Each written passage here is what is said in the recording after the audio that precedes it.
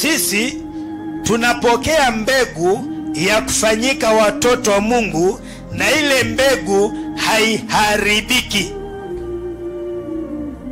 Ukiona una hali ya kuharibika nini? Kesho uko sawa, kesho umekasirika, kesho una wivu, kesho umesimama, hiyo ni mbegu inaharibika. Hiyo hakuna mahali inaenda. Mbegu tuliyopokea ambayo ni Roho Mtakatifu na neno la Mungu haiharibiki. Hauna ubadiliki, bado ni wewe yule jana, hata na milele hautabadilika. Wewe ni mwana, wewe ni mwana, wewe ni mwana, na unabaki kuwa mwana. Kesho hautakuwa mwana, na kesho wewe mtu wa Mungu. Wewe ni mwana milele na milele. Ni mbegu isiyoharibika, haiharibiki. Ukiona una wivu, hiyo mbegu imeharibika. Unakuanga na hasira, hiyo ni mbegu ya kuharibika.